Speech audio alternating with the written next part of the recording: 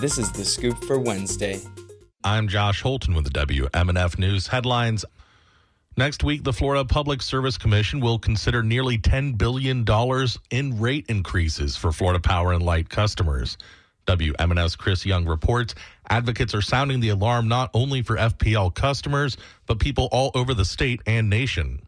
Advocates say PSC commissioners are on the side of big utility companies, not the public. In a conference call, Brooke Ward, senior Florida organizer at Food and Water Watch, pointed to last year's TECO rate increase. When Tampa Electric asked for their rate increase, the staff of the Public Service Commission had actually recommended they cut that rate increase in half, and the Public Service Commission went against their own staff's recommendations. And that is part of the reason we feel that there needs to be reform. Tampa Electric's 775,000 residential customers are now paying at least $109 more a year due to the rate hike that took effect in January, according to Axios. Advocates say an FPL rate hike will force more customers in Florida to make tough financial choices just to afford their electric bill. U.S. Representative Kathy Castor introduced legislation to prohibit utility companies from using ratepayer dollars to fund political activities. Chris Young, WMNF News.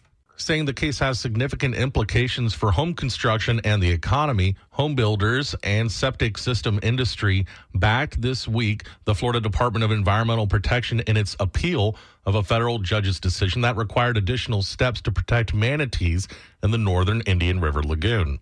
The Florida Home Builders Association, the Florida On-Site Wastewater Association, and the National On-Site Wastewater Recycling Association on Monday urged the 11th U.S. Circuit Court of Appeals to overturn a decision by U.S. District Judge Carlos Mendoza that included a moratorium.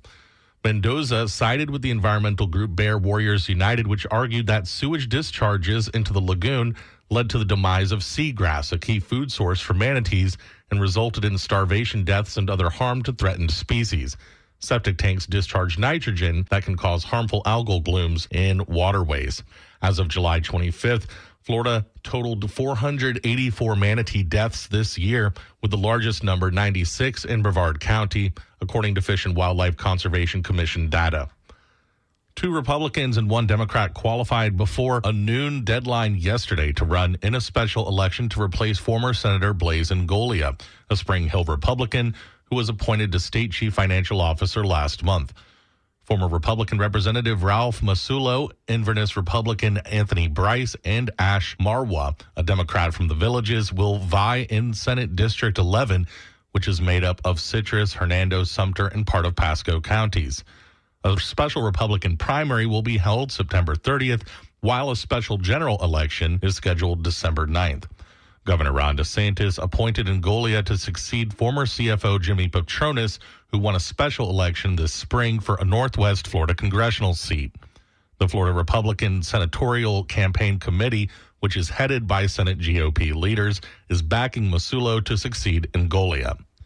The Department of Health and Human Services plans to cancel contracts and pull funding for some vaccines being developed to fight respiratory viruses such as COVID-19 and the flu.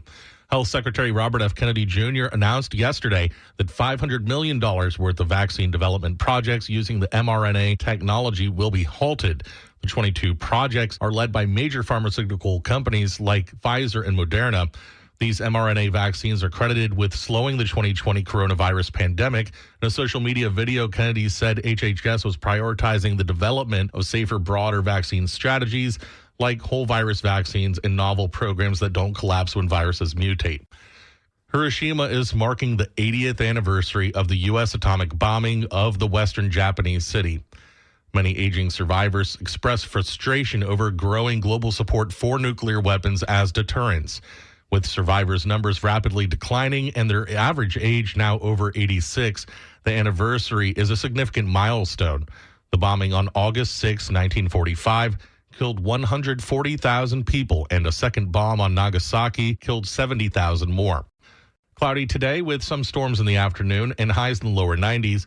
A possible stray shower tonight with overnight lows in the mid-70s. Mostly cloudy and some storms tomorrow with highs in the mid-90s.